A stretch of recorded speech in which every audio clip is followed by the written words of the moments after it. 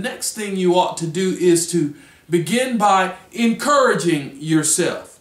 Look at the person next to you and say, encourage yourself.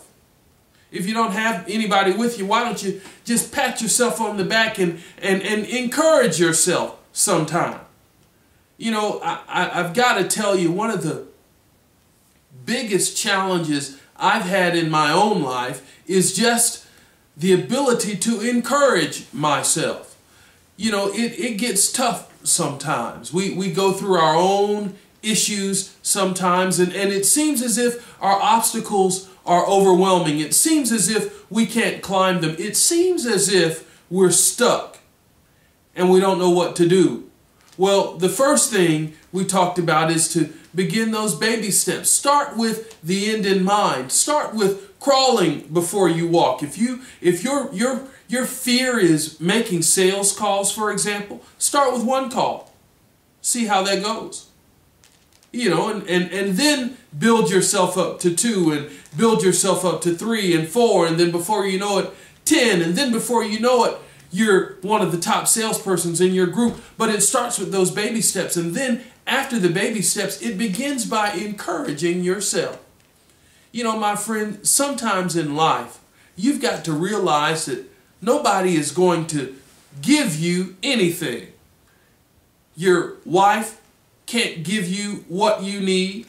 Your husband can't give you what you need. Your children cannot give you what you need. You say, well, then what are you talking about? I'm glad you asked that question. My friends, everything you need is inside of you.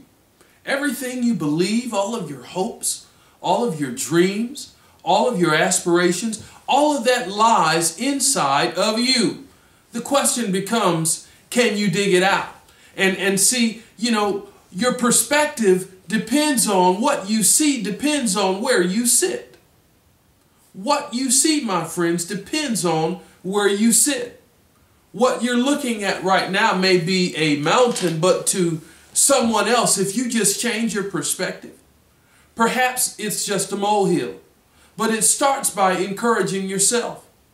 You know, I'm reminded of a story, and I read it to my son all the time.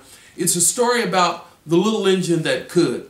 You all remember the story about the engine who believed that if I just gave it all that I got, if I just, you know, continue to work out hard, if I think I can, perhaps I can get up that hill. A number of you are sitting there right now trying to figure out how you're going to overcome your obstacles.